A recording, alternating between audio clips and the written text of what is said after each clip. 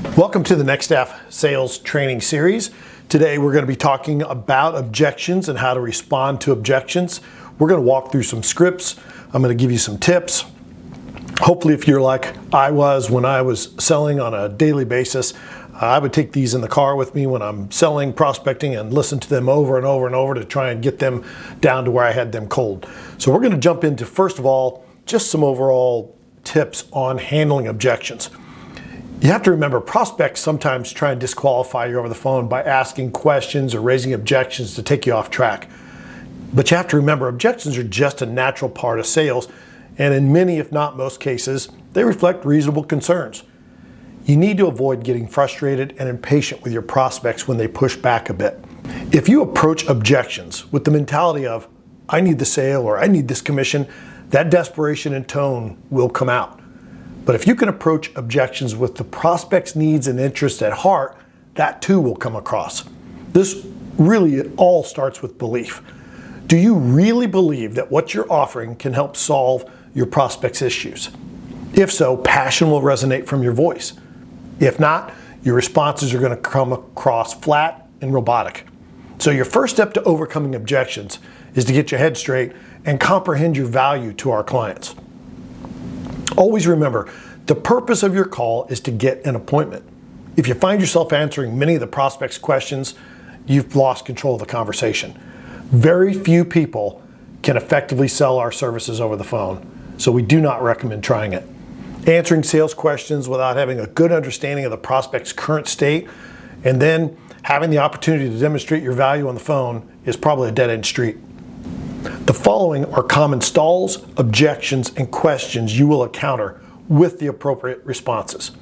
I would recommend in the early stages to have this printed out version sitting out on your desk so you can reference it quickly. Once you've done this over and over, these will become second nature to you. The most important part of this training is to learn how to control your pace and your tonality.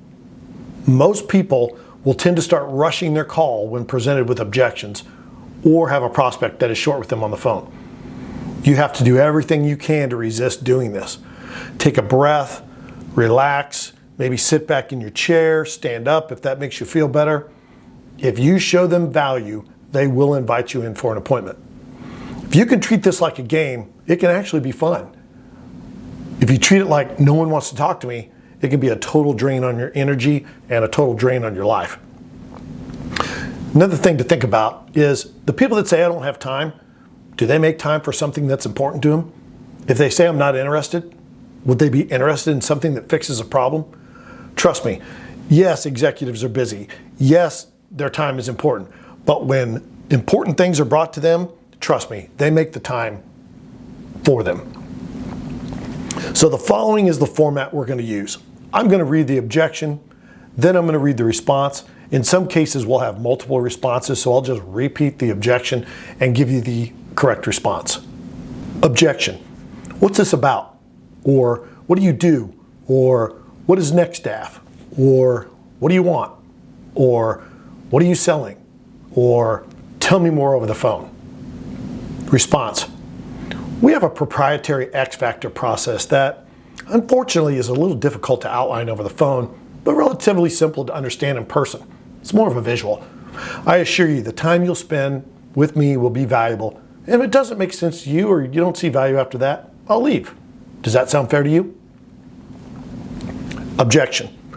Just email me some information. Response. Done. What's your email? I'm going to send that right over. Now, what do I need to do to put in there that would actually get your attention? I mean, if there was one thing right now that just gives you a headache on recruiting and hiring, what would it be? Objection. We're happy with our current provider. Response. Great. I'm glad to hear that. Usually when I hear it, it means they've done a good job of earning your business. Bill, I'm not going to ask you to give me your business because I haven't earned it as they did. All I'm asking is that you allow me to show you our proven proprietary method so that perhaps in time, I might also be able to earn some of your business. Would you be open to that? We're happy with our current provider. I knew that you were happy before I called you because we only work with people that are happy with their current provider. Before I hang up, can I ask you one final question? If there were one thing about your current provider you could improve, what would it be? We do everything in-house. Response. Bill, many of our clients we work with today said the same thing originally. What they found out was, once the time-consuming tasks were outsourced, they were able to focus on more strategic HR objectives. If I could show you our costs are in most cases the same or less than your costs now, is there anything strategic you'd rather be doing instead of recruiting? Objection. Why are you different? Response. We're different for three primary reasons. First, we're locally owned and operated, therefore you get the attention of a small local owner, and we're not going anywhere. Two, we're backed by a large national company, so you get the technology and support of a nationwide company. And third, our proprietary X factor can generate results up to 100% better than traditional HR and staffing companies. Objection. Those decisions are made at corporate. Or call corporate, they have to approve new agencies. Or I can't bring new agencies in, you'll have to go through corporate. Response. Great. Most of my top clients had the exact same process.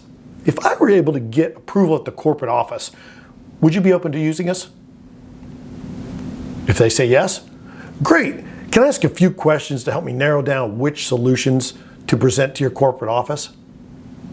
As I mentioned, we help companies recruit, screen, and hire quality talent using our proprietary X Factor process. That X Factor process can come with as many or as few tools as we decide on together. What would you say your number one issue is right now when it comes to hiring or finding people? Now that you're in a mini discovery call situation, you can start to go through the pain step. And then once you complete with that little mini discovery, you can ask, are you able to provide an introduction to the right person at corporate that I should be speaking with? Could you provide their contact info as well?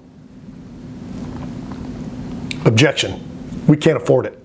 Or we can't afford to use agencies. Or agencies are too expensive.